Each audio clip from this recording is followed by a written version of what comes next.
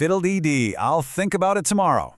Sound familiar? Of course it does. It's not just a famous line from a classic movie. For so many of us, it's basically a life mantra. So today we're going to dive deep into why we really put things off. Oh yeah, we have all been there. You know that feeling. The deadline is creeping up, but your motivation, it's just gone. You keep telling yourself, I've still got time, but that little knot of anxiety just starts twisting in your stomach. If that feels familiar, trust me, you are so not alone. In fact, you're in the overwhelming majority.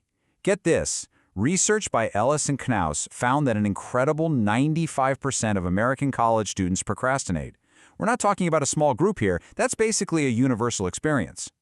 Okay, so if almost everyone is doing it, what is really going on? Is it just some huge collective failure of willpower? Well, the research says, nope, it's way more complicated than that. And this is where we get to the absolute heart of the matter. We love to beat ourselves up, right? We use words like lazy or undisciplined.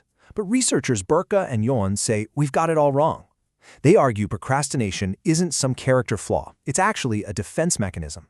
It's a really complex strategy our brains use to protect our self-esteem from the fear of failure.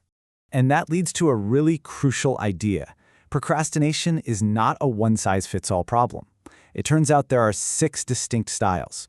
And understanding which one you are, well, that's the first step to finally breaking the cycle.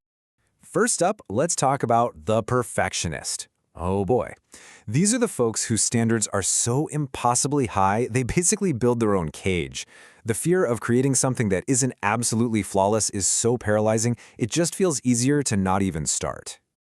This pretty much sums it up, doesn't it? It's this all or nothing thinking, where the only 2 options are perfect or failure. And faced with that, doing nothing feels like the safest choice. All right, moving on to style number 2, the dreamer. You might know one of these. Dreamers are fantastic with big, beautiful ideas. But when it comes to the actual work, the nitty-gritty details, they tend to check out. They'd much rather stay in that comfy world of possibility. This is the dreamer's mantra. It's this sort of fuzzy, passive faith that things will just resolve themselves. It's a way to avoid the discomfort of actually doing the hard work right here, right now. Next, let's meet the worrier. For this person, procrastination is all about fear, specifically the fear of making the wrong choice. They look at every decision, big or small, and see a minefield of potential mistakes. So what do? They freeze. Inaction feels safer. You can almost hear the anxiety spinning in their head, can't you? Their brain gets stuck in this endless loop of what-ifs, and it becomes totally impossible to just commit to a path and get started. Now, this next one is fascinating, the defier. For them, putting things off isn't about fear or dreaming, it's about control. They hate being told what to do and when to do it. So delaying a task is their quiet little rebellion. It's their way of saying, hey, I'm the one in charge here. This is the defier's unofficial battle cry.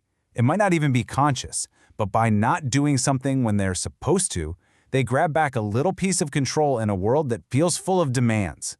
And now for a type I think many of us will recognize, the crisis maker. These are the people who find normal, everyday life a little boring.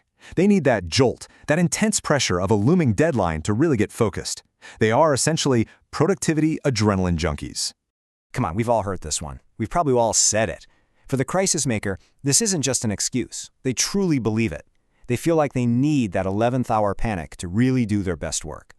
And finally, we have the overdoer. Now, their procrastination isn't about avoiding work at all. It's about being completely unable to say no.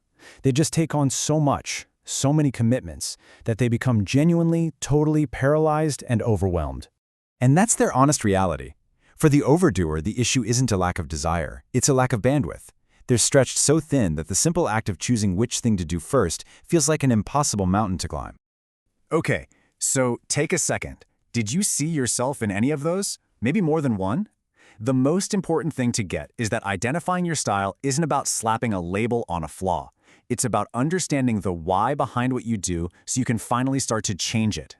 And the research points to a really clear 3-step path forward. It starts with on your mark, and that's the stage you're in right now, just by listening to this. It's becoming aware of your patterns.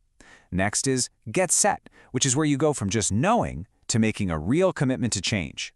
And finally, you go. That's where you turn that promise into small, real actions. And you know what?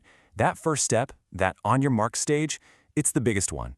It's the moment you stop blaming yourself for being lazy, and instead, you get curious about what's really going on under the surface. Seriously, think about it. Were you the perfectionist, terrified of not being good enough? The crisis maker, always chasing that deadline rush?